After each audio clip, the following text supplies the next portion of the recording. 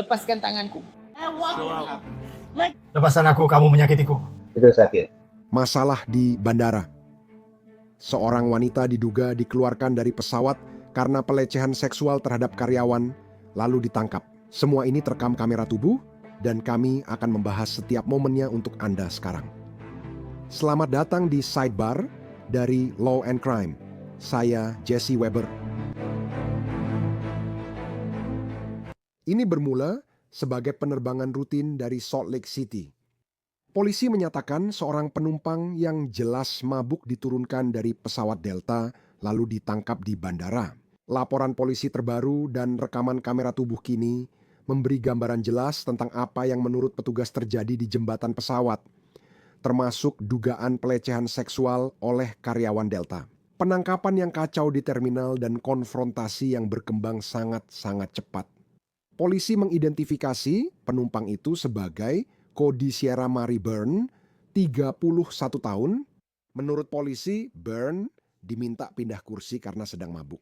Sebaliknya, mereka mengklaim situasinya meningkat dengan sangat cepat dari pelecehan verbal menjadi perkelahian fisik hingga tuduhan bahwa ia meraba payudara seorang pegawai maskapai saat mencoba meninggalkan terminal. Dan rekaman kamera tubuh yang saya sebutkan tadi menangkap momen ketika semua ini tampaknya memuncak.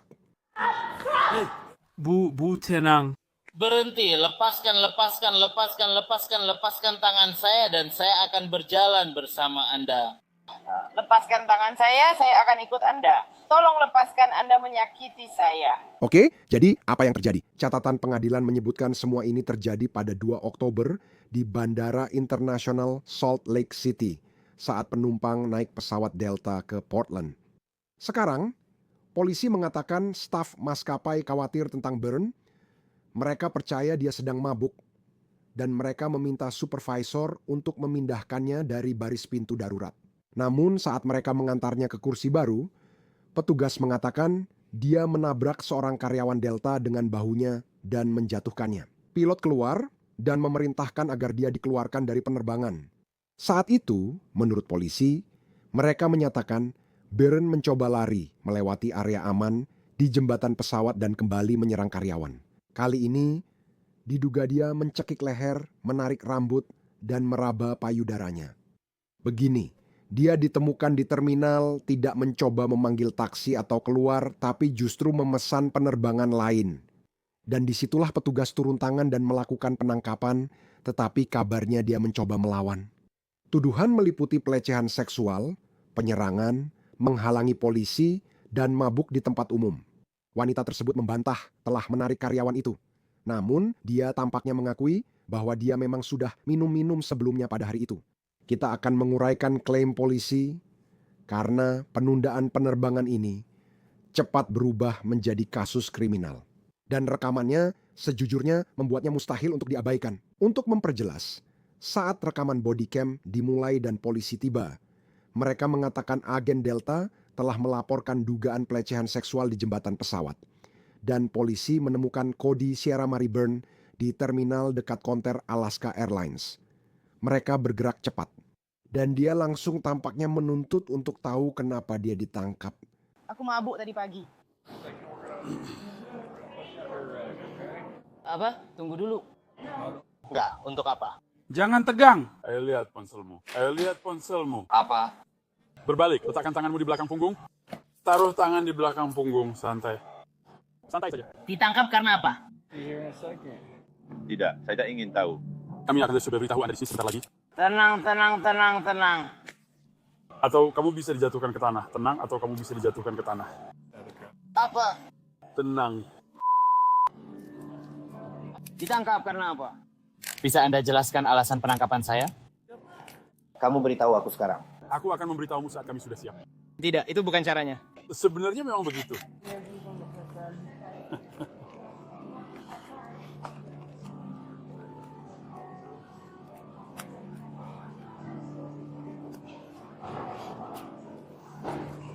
...8.40, dia 10.82, ada di Alaska lantai 3.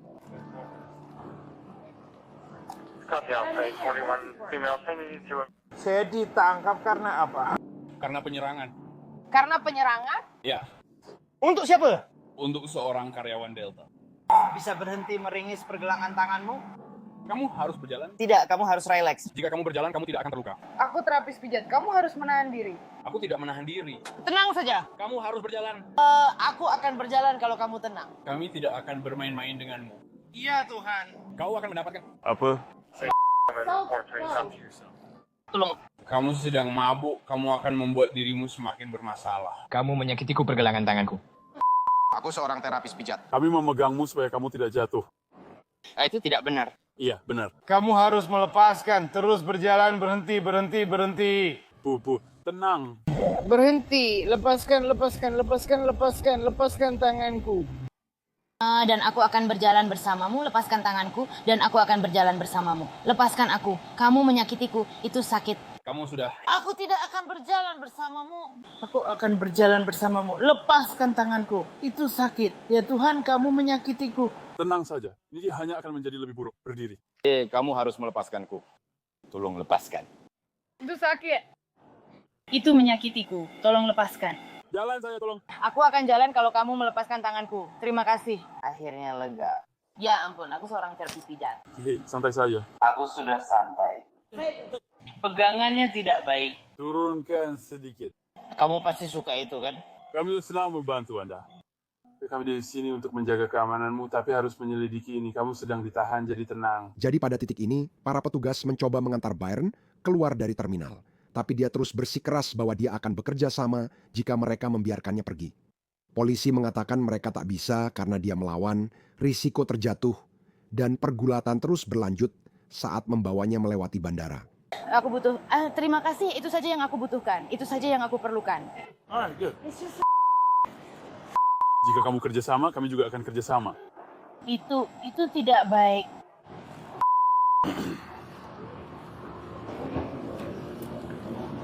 Oh, oke. Kita harus menyesuaikan. Menyesuaikan apa? Bisakah dia? Kamu nyaman di situ? Ya, bisa kita ke depan? Enggak. Baiklah, bisa tolong lepaskan? Kamu bukan... Tidak, kami tidak bisa melepaskanmu. Kamu menyakitiku. Otot rotator cuffku. Rotator cuff? Iya. Mungkin karena tas ranselmu. Bagaimana kalau dilepas saja? Oke, aku ingin menghadap ke depan. Aku tidak akan lari. Ya ampun. Aku harus menyesuaikan, berhenti. Salin, saat ini di bawah eskalator di lantai 2. Bisakah kamu? Sebelum kita naik eskalator, aku harus bergerak. Biarkan aku pergi. Aku akan ditangkap, tentu saja. Tapi biarkan aku pergi.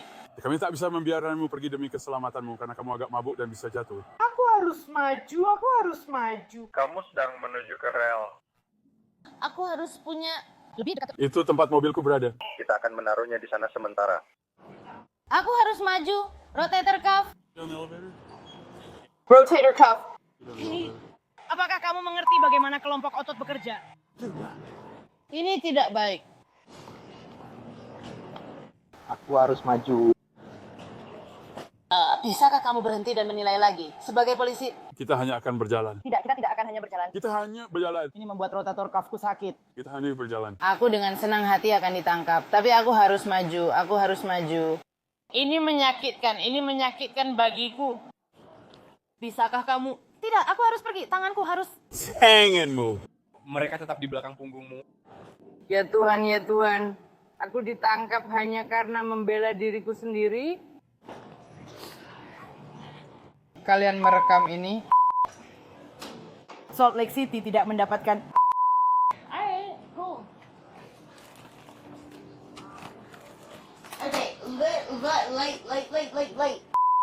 Just down. Yesus Kristus, aku mabuk pagi ini karena aku diputusin dan kalian menangkapku. Selalu pikirkan tindakanmu. Bagaimana dengan tindakanmu? Bagaimana dengan mereka? Kamu menyakitiku. Aku tidak melakukan apa-apa. Iya, kamu melakukannya. Aku sudah bilang berkali-kali. Lepaskan pergelangan tanganku. Aku sudah melepaskan pergelangan tanganmu. Kamu tidak. Alright. Bisakah kamu? Aku ingin hukuman yang terbaik. Bawa aku ke Indonesia Convention Exhibition. Wow, kalian sial, aku sudah terlindungi. Ke pengadilan, waduh, Nona? Ya, Seorang wanita? bukankah kamu? Ya Tuhan, kita mau kemana? Ke mobil polisi. Ayo, bisakah kalian membiarkan aku pergi? Ya Tuhan, tunggu kalian merekam video. Ini benar-benar... Kamu pasti sedang direkam. Baiklah, ini adalah plot twistnya. Ke sana. Ayo kita lewat sini. Ini punyaku, akan kupindahkan. Kupikir mereka akan aman. Oke, sekarang begitu mereka menjauhkan Byrne dari kerumunan dan petugas, mereka mulai mengikuti prosedur. Mereka menggeledah, mengamankan barang, lalu bersiap memasukkannya ke mobil patroli. Tapi bahkan di sini, konfrontasinya tidak mereda. Ayo geledah dia cepat, pastikan tidak bawa apa-apa. Penggeledahan cepat. Ya, silakan periksa ransel saya. Tentu akan kami periksa. Tunggu tarik kembali itu. Mudah diucapkan, sulit dilakukan. Peralatan. Pegang beberapa peralatan. Wow, ini serius. Oke. Ayo bro. Lihat, aku tulis rasisme, aku tulis semuanya. Cara. Tidak, bukan itu maksudnya. Terima kasih. Lupakan saja. Lupakan saja. Masukkan aku ke dalam mobil. Aku tidak khawatir soal itu. Terima kasih. Tidak perlu borgol. Bisa berhenti lakukan itu? Dengar, kami buka borgolmu sebentar agar kamu bisa mengenakan ransel. Aku tidak akan kabur. Aku tidak punya... Yes. Ini kok? Dengar, hey, we are. Berhenti. Bagaimana kamu tahu itu? Jangan lakukan itu pada ranselku. Itu penyalahgunaan kekuasaan. Tenang saja. Jangan suruh aku tenang, itu penyalahgunaan kekuasaan. Aku menyuruhmu tenang karena kamu memang perlu. Itu penyalahgunaan kekuasaan. Kamu tahu itu. Nah, begitu. Oh, teman, ransel bomku lolos.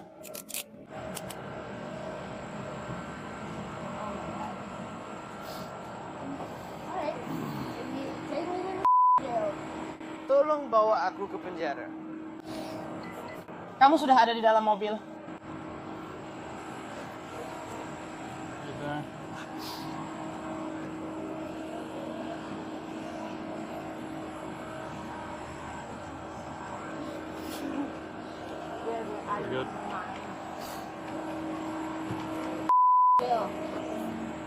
Dia datang, jangan khawatir. Lepaskan saja. Tenang saja. Henley? Kamu sudah dapat...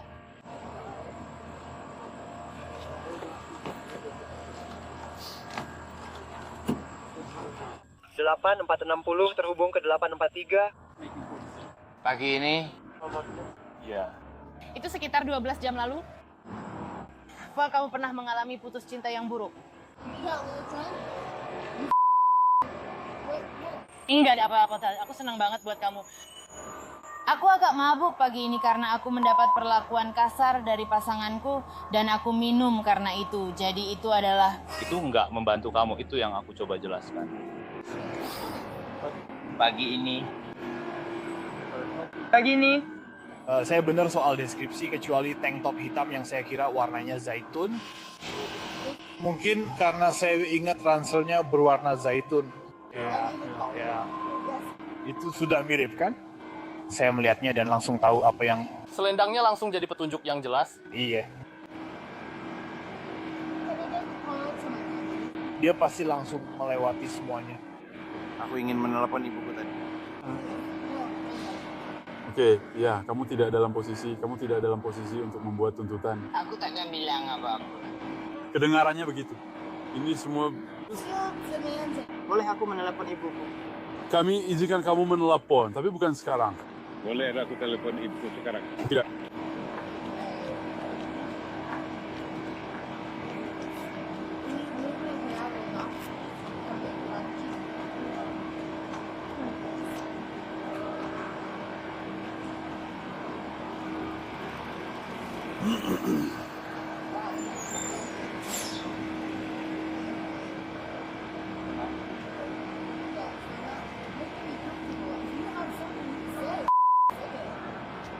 Aku mabuk tadi pagi. Ya, aku mencoba naik pesawat. Atas tuduhan apa aku ditangkap? Kami sudah memberitahumu. Apa? Kami sudah memberitahumu soal penyerangan. Kamu ditangkap karena menyerang karyawan Delta. Jadi itulah alasan kami di sini. Kamu ditangkap karena itu. Kalian mungkin juga akan menambah tuduhan perlawanan penangkapan. Kamu mungkin. Itu sebenarnya bukan alasan yang masuk akal. Itu sebenarnya mungkin saja menjadi penyebabnya. Dan itu ada di video, jadi bukti yang jelas.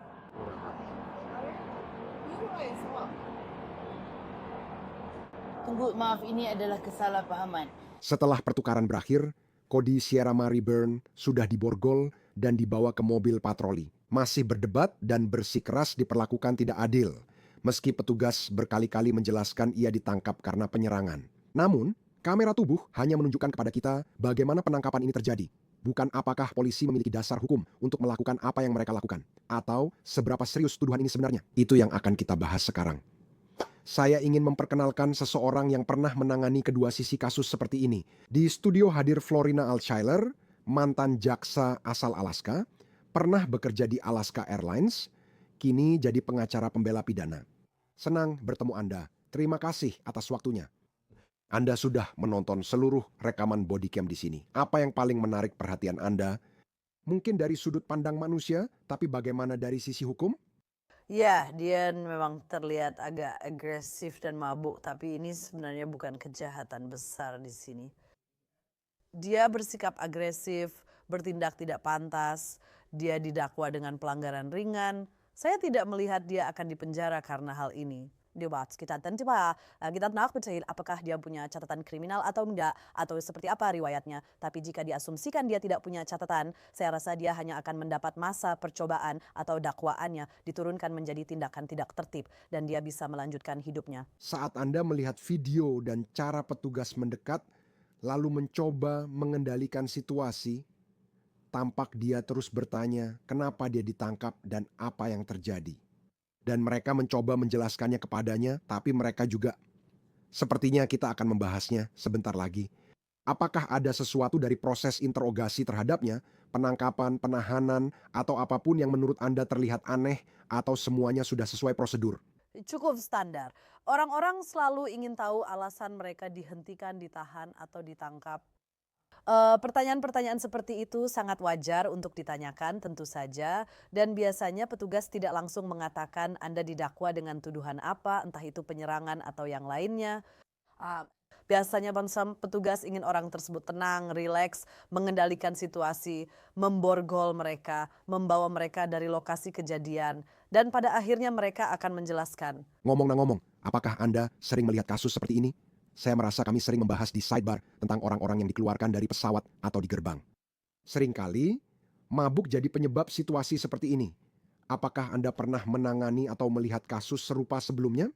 Ya, manusia bisa bertingkah seperti hewan di mana saja, dan bandara tentu saja bukan tempat yang kebal dari perilaku seperti itu. Itu memang waktu yang penuh stres, terutama saat naik pesawat. Stres saat naik pesawat. Kadang aku pikir orang-orang punya banyak waktu luang di bandara menunggu penerbangan. Itu benar? Dan mereka minum. Dan mereka minum lebih banyaknya dari seharusnya. Ya, baiklah. Jadi begini, kamu punya catatan tertulis di mana hal ini menjadi sangat penting. Karena sementara kamera tubuh pada dasarnya merekam kekacauan dari semua penangkapan, laporan polisi menjelaskan apa yang menurut petugas polisi terjadi sebelum kamera mulai merekam. Jadi, menurut polisi Salt Lake City, kasus ini tidak dimulai dengan perlawanan di terminal. Itu dimulai di dalam penerbangan Delta dan kemudian di jembatan pesawat, di mana petugas mengatakan seorang karyawan Delta melaporkan telah diserang secara fisik dan pada dasarnya mengalami pelecehan seksual. Saya akan menjelaskan kepada Anda langkah demi langkah apa yang diduga terjadi menurut polisi. Kita akan menggunakan laporan insiden itu sendiri. Menurut kepolisian kota Salt Lake, insiden ini bermula di jembatan pesawat setelah Cody Sierra Marie Byrne dikeluarkan dari penerbangan Delta. Petugas menulis bahwa saat seorang karyawan Delta mencoba menghentikannya berlari ke terminal, Byrne diduga menarik leher dan rambut karyawan itu. Dan kemudian, kutip, berbalik dan meraih payudara kanan karyawan itu dengan tangan kirinya. Cody meremas payudara karyawan itu sambil juga mencoba memelintir payudaranya. Saat melakukan itu, Cody berkata, "Jika aku pernah menemukanmu sendirian, Bip," karyawan itu berteriak, "jangan sentuh aku." Polisi telah mengklasifikasikan tuduhan ini sebagai pelecehan seksual, dan kami percaya ini pelanggaran kelas A di Utah. Mereka menyatakan tidak terlalu serius, namun secara teknis saat pertengkaran, apakah itu bisa dianggap pelecehan seksual? Secara teknis itu bisa. Masalah utamanya, tidak ada cedera yang dilaporkan dan karyawan itu juga menyatakan tidak terluka dalam laporan polisi. Dan kemudian untuk membuat segalanya lebih sulit bagi penuntutan, mereka tidak mengambil foto apapun dari area tersebut. Izinkan saya jelaskan.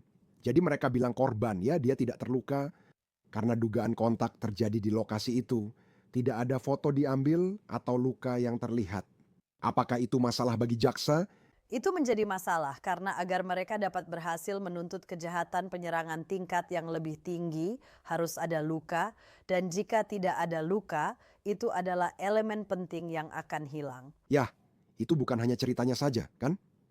Menurut laporan, ada seorang karyawan Delta kedua yang memberitahu petugas bahwa dia melihat Byrne diduga meraih payudara korban dan menggambarkannya sebagai kutipan, mendorongnya di payudaranya. Jika Anda memiliki bukti pendukung, tentu maka Anda sudah memenuhi unsur-unsur di bawah hukum Utah tentang penyerangan seksual. Ya, tapi dalam hal penyerangan, agar bisa menjadi penyerangan tingkat lebih tinggi seperti tindak pidana berat atau yang lainnya, mereka tidak memilikinya karena tidak ada luka. dalam konteks yang terjadi, kasus pelecehan seksual biasanya tidak terjadi saat perkelahian, melainkan saat sesuatu yang sangat jahat. Bukan berarti ini tidak harus dianggap serius, tapi jika ini terjadi selama perkelahian atau konflik fisik, apakah niat itu penting, seperti kemana dia mencoba melakukannya, atau apa yang dia coba lakukan? Apakah kekacauan dari kejadian itu berpengaruh sama sekali? Ya, jadi niat itu sudah tersirat dari tindakannya sendiri. Untuk kasus pelecehan seksual, kamu hanya perlu ada kontak fisik. Dan selama mereka bisa membuktikan bahwa ada kontak fisik, niatnya sudah tersirat bahwa kontak fisik itu dilakukan dengan sengaja. Tidak perlu ada niat negara itu menjadi seksual karena sifat dari bagian tubuh tersebut. Sekarang, polisi berulang kali menyoroti mabuk sebagai isu utama dalam kasus ini dan dalam laporan, petugas menulis bahwa ketika mereka menemukan Cody Sierra Maribain di terminal, kutip, bicaranya pelo dan wajahnya tampak lemas serta terlihat seperti habis minum alkohol. Setelah dia ditahan, salah satu petugas mencatat, saya bisa mencium bau minuman beralkohol dari tubuhnya. Dia tidak mampu mengikuti arahan dan kesulitan berkomunikasi dengan cara yang jelas. Sekarang, ada satu hal dari apa yang diduga dikatakan oleh terdakwa di sini. Bain, kamu tahu, dia memang sudah minum. Tapi seberapa penting dari sudut pandang hukum, pengamatan para petugas itu, apakah mereka dilatih untuk melihat hal ini? Bicarakan itu dengan saya. Services para bertugas biarunya memang sikario untuk medhinik study hendak mabuk. Ada pelatihan tambahan untuk petugas yang melakukan pemeriksaan lalu lintas. Tentu saja saya tidak tahu apakah para petugas ini sudah mendapatkan pelatihan tambahan itu atau belum. Tapi siapapun manusia normal bisa mengenali bau alkohol dari napas seseorang dan juga bisa mengetahui ketika seseorang tidak koheren. Penting juga bahwa semua terekam di kamera tubuh, jadi bukan hanya ucapan atau pengamatan petugas. Kita bisa melihat sendiri lewat rekaman kamera tubuh, dia terlihat tidak sepenuhnya sadar. Dan ingatkan kami lagi, menurutmu apa yang akan terjadi pada akhirnya dengan kasus seperti ini? Menurutku ini bukan tuduhan berisiko tinggi. Dan dengan asumsi dia tidak punya catatan kriminal. Menurutku dia akan ditawari kesepakatan pembelaan, entah itu semacam penangguhan perkara atau mungkin pelanggaran ringan, sesuatu yang tidak melibatkan hukuman penjara. Jika dia punya riwayat panjang, situasinya pasti berbeda. Apakah dia bisa dilarang terbang, naik Delta Airlines? Bagaimana mekanismenya? Nah, itu bukan jenis sanksi pidana. Delta atau maskapai penerbangan lainnya adalah maskapai swasta dan mereka bisa menolak penumpang manapun untuk terbang, benar kan? Mereka tidak wajib melayani siapapun yang tidak ingin mereka layani. Saya tak akan heran jika mereka memberinya larangan seumur hidup. Mereka memang berhak melakukannya. Kita sudah membahas mungkin kurangnya bukti cedera jika Anda adalah seorang pengacara pembela dan dia berkata, saya ingin melawan ini, sampai akhir. Apakah ada sesuatu dari rekaman kamera tubuh itu atau dari apa yang sudah Anda lihat dalam kasus ini yang bisa dijadikan bahan untuk dieksplorasi dari sudut pandang pembelaan? Nah, satu hal adalah kita tidak tahu di mana para pegawai maskapai ini tinggal. Kadang pegawai maskapai bepergian dan dia selalu tinggal di kota tempat mereka bekerja hari itu. Dan pihak penuntut mungkin akan kesulitan mendapatkan para saksi ini dan memastikan mereka tersedia secara lokal di Salt Lake City, tempat asal tuduhan ini, untuk persidangan untuk sidang agar kasus ini bisa berjalan. Jika saksi tidak tersedia, kasus akan gugur. Jadi hal yang sangat penting di kes ini adalah memastikan para saksi tersebut tersedia. Dan mungkin strategi yang efektif untuk pihak pembela memang dengan memperlambat proses ini dan menunda sampai para saksi tersebut mungkin berubah pikiran, memutuskan untuk tidak bekerja sama atau secara geografis memang tidak tertarik untuk kembali. Ngomong-ngomong, dulu kamu jaksa di Alaska kan? Benar. Dia mencoba naik pesawat di dekat terminal Alaska Airlines. Apa kamu merasa itu menarik? Seperti setelah semua yang terjadi, dia ditahan, dia ditangkap, tampaknya mencoba memesan penerbangan lain. Ya, dia mencoba pergi ke Portland. Iya.